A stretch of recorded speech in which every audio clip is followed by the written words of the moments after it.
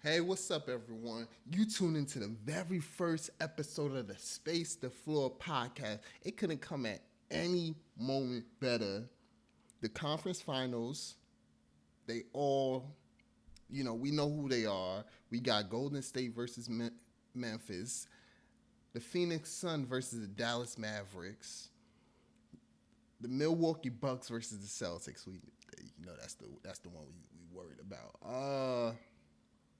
Goddamn, the Heat versus the Sixers.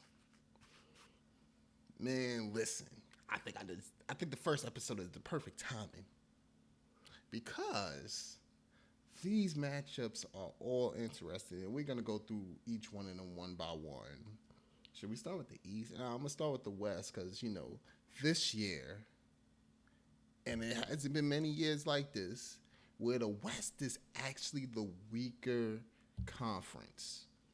So I think it's only right that we start with the West and then we move over to the East. So with the West matchups, I'm gonna start with Phoenix and Dallas. Phoenix and Dallas. That right there is gonna be something to watch. You got you know, one of the future MVPs in Luka Doncic. Yeah, I said one of the future MVPs. We all know that's gonna come sometime soon. And if it doesn't, it's gonna be one of those things where it's like, yo, he got snubbed at some point. We gotta keep it 100. So one of the future MVPs in Luka Doncic. We got the point guard and Chris Paul.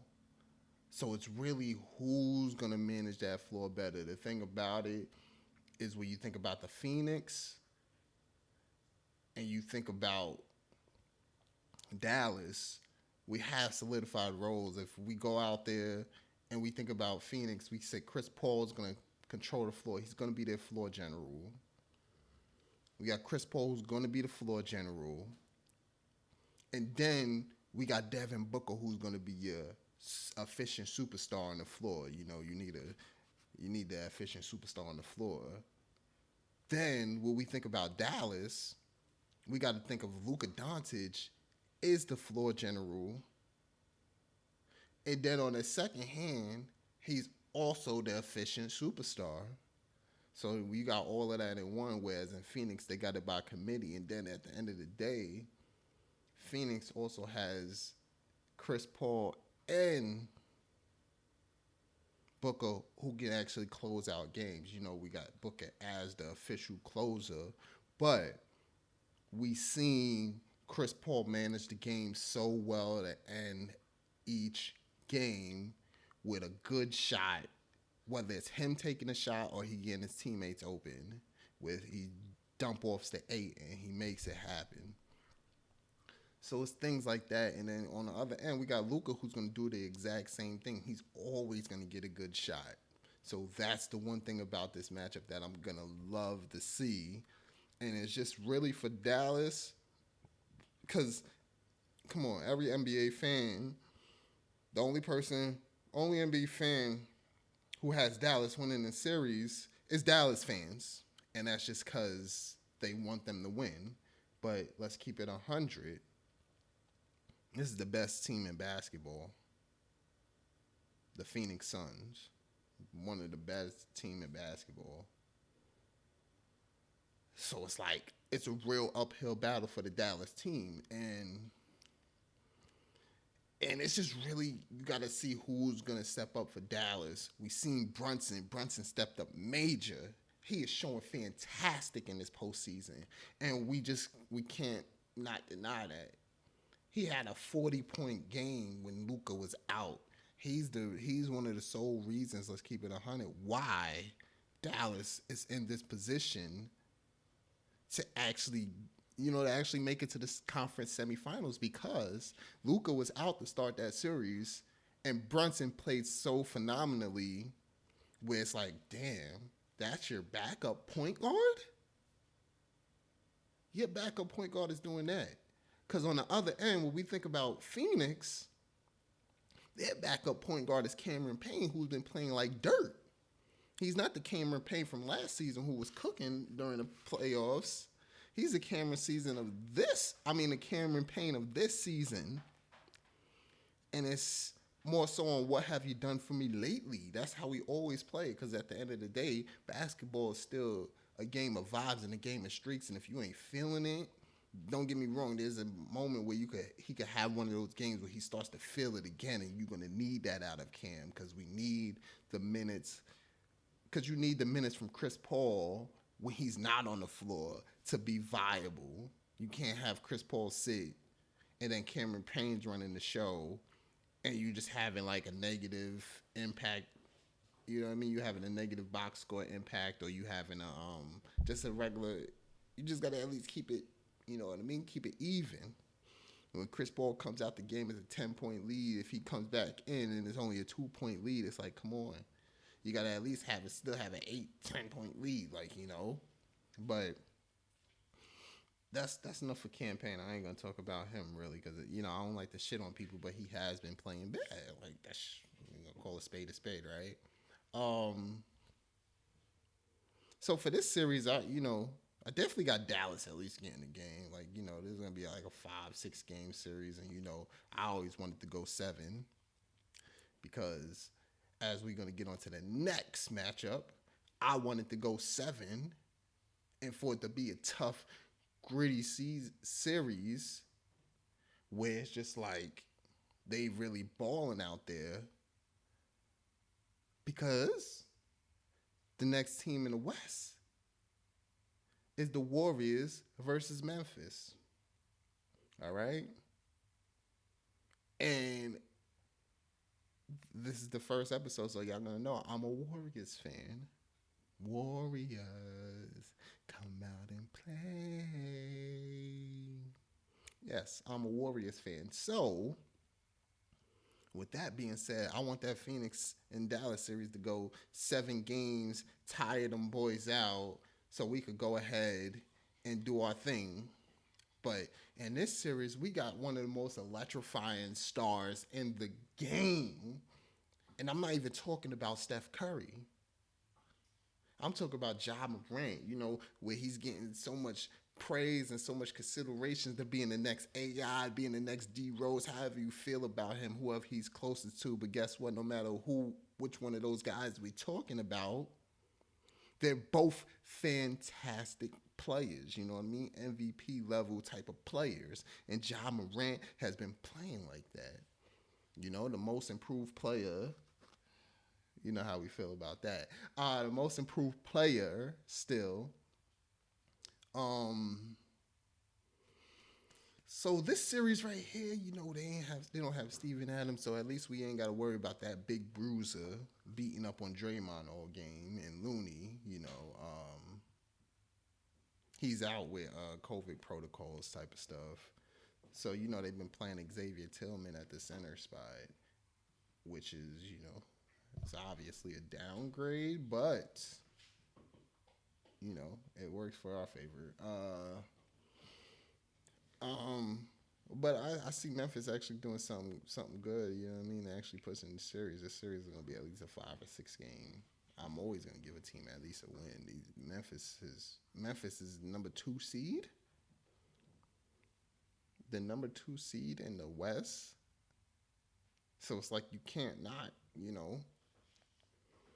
can't count these boys out, but it's the way that the Warriors has been playing coming into this postseason. That's just like, wow. And it's going to be difficult for these guys. Difficult for these guys in matchups. I mean, you have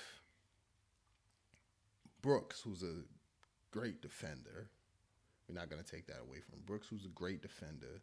You got Desmond Baines, who's a solid defender. Even though he got the T-Rex arms, he's a solid defender. You got Ja Morant, who's the person that you're gonna have to pick on. You want to, you don't want to play the game to get him you want to get him in foul trouble, but you want to play the game to play for fouls. But you want to attack him, keep him tired on both ends of the floor. But he's still young, so it's like they got them young boys got the energy. We saw the Phoenix series with Alvarado and the Pelicans. They were just running up the court with Chris Paul, and Chris Paul was tired of Alvarado on the sideline chilling.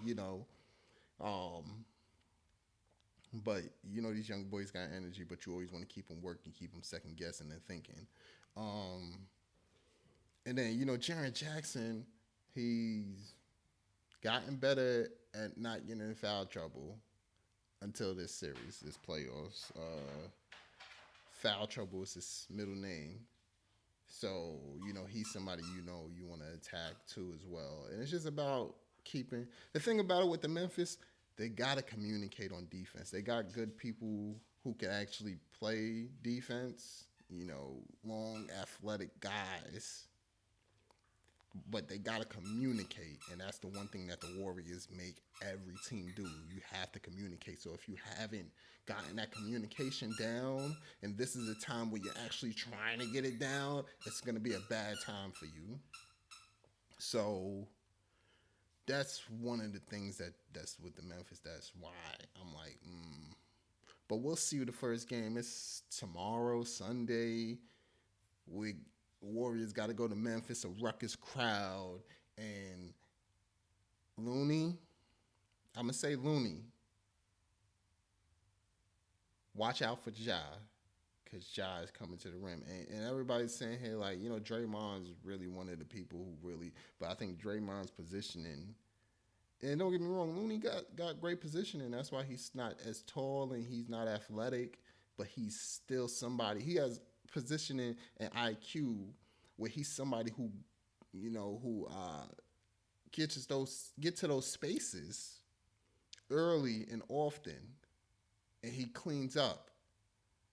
But we just gotta watch out because Ja's always looking to dunk on somebody. He's looking to go over the top. So we just gotta watch out for the dunk alerts.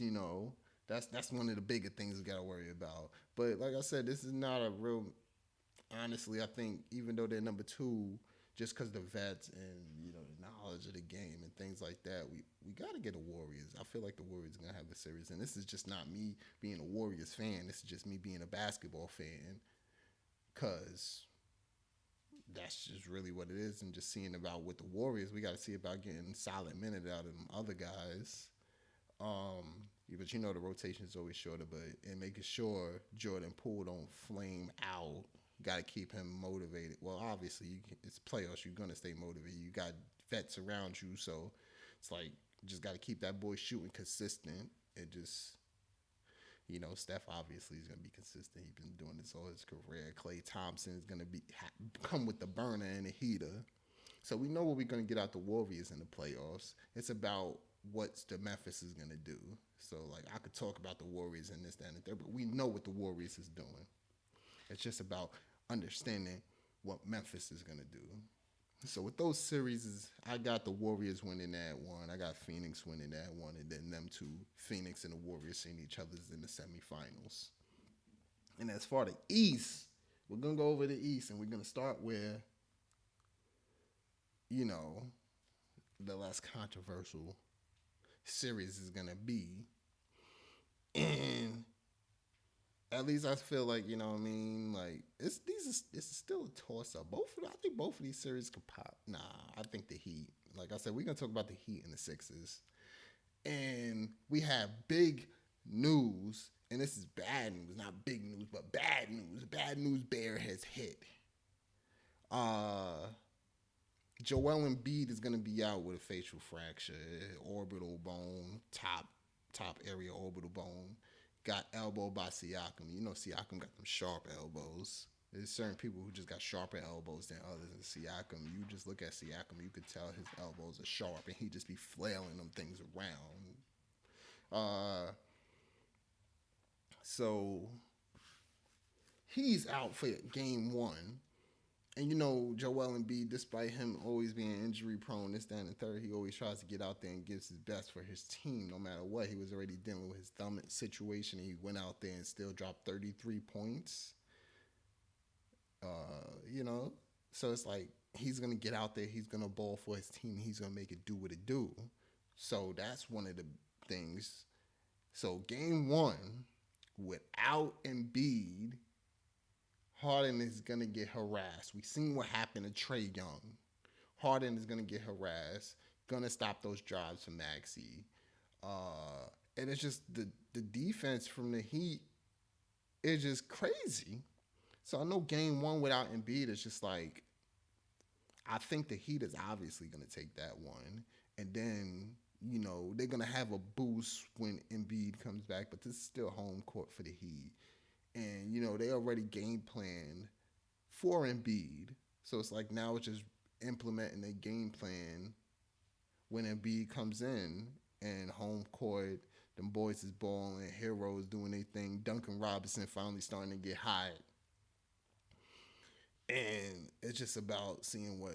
Because I don't know how long Lowry should be in here to start this series, but that team isn't like, oh my god, we need Lowry to win, but they do need him to win. Don't give me wrong. To win a championship, you need Lowry. To win a series, you don't need Lowry. If that makes sense to anybody. Um, so I think the Heat's gonna take this one, and it would shock me.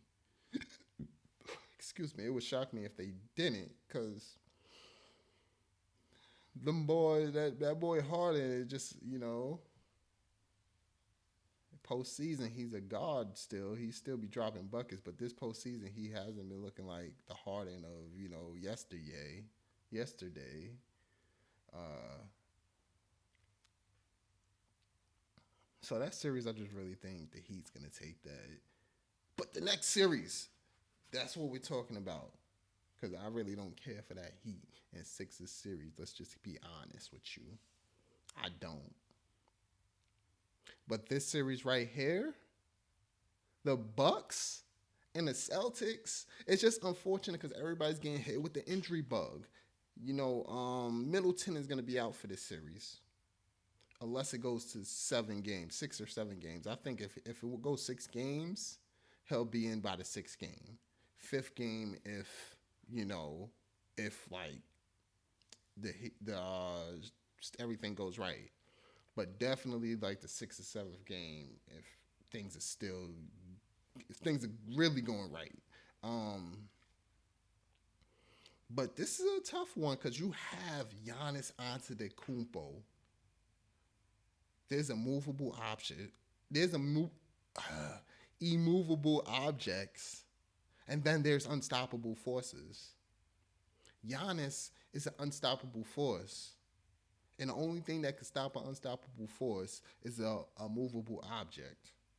The only immovable object on that motherfucking court is the rim. So it's really up to Giannis to, to not get a bucket. But, if he wanna hey look, them boys in the Celtics, you know what I mean? They're physical. You got a guy like Tice, you got a guy like obviously Robert Williams, you got Horford, you got Grant Williams. These are bodies. And when I say bodies, I mean bodies that you could use to bump Giannis off his strides. But it's just Giannis's strides are different. Once he get bumped and he's going left and he get that stride, his Euro game is elite. So his next stride is longer than anybody's in the A. So he's striding left. Oh, you bump him. He strides right. He's at the rim.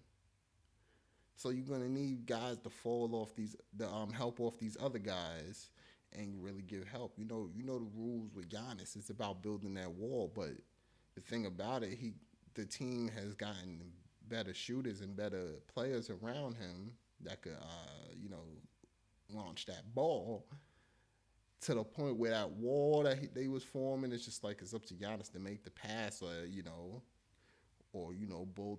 bull. Why can't I talk? Bulldoze through that wall, and Giannis is a force. So I keep talking about Giannis. He's a monster out there, bro. He's scary. So even without Middleton, you got to sit there and be like, okay, Giannis could win some games. Giannis could really win some games. And then we got to think about it now that Big Three is down because you got Drew Holiday, Middleton, and Giannis. and then they're also their most versatile defenders on the court. You know, you got Brook Lopez, but Brook Lopez is somebody who's gonna, block shots and protect that rim. But you had the versatile defenders where Giannis plays the same type of role that Robin Williams plays, where he helps off, gets them, block shots and things like that. He could be a menace off the ball type of thing. And, Brook Lopez is the drop coverage guy. And then when it comes to Boston, they have Al Horford, who doesn't have to be in drop coverage because he has more mobile feet than Brook Lopez, so he can actually show up and they give them more versatility. That's the one thing why the Celtics defense is what it is, because they have more versatility with the players that they have. So it's like their defense is just going to be something crazy when it comes to stopping Giannis. So I feel like the Celtics, especially if Middleton don't get this bag, man, and people can say what they want, but I think the Celtics is going to come out this series, and it's a tough decision because I think this is one of the closest series out of all of them. One of the closest series out of all of them. And if I'm lying, I can get struck by lightning right now.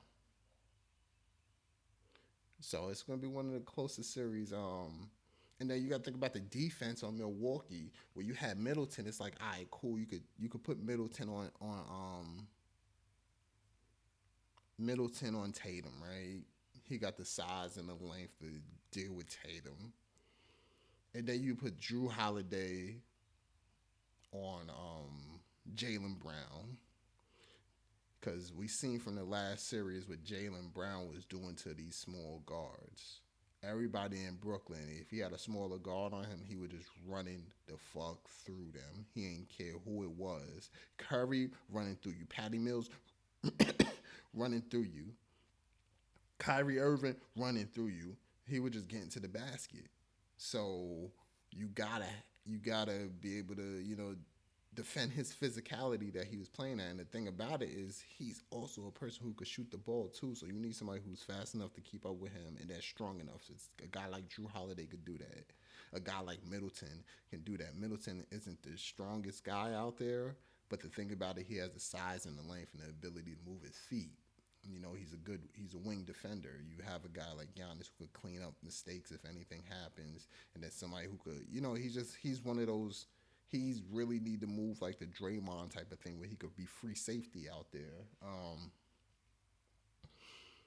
And that's really what's gonna happen. And I think just the fact that Middleton's not there to cover up all those, the help with the defense is the real thing, and that he helps with the defense and he helps with the spacing. So now you lose spacing and defense. But you got a guy like what's the guy's name? Damn, he's been coming off the bench and killing for the Bucks. Y'all know who I'm talking about. He was at I said Brooklyn. He was with Chicago. Bobby Portis.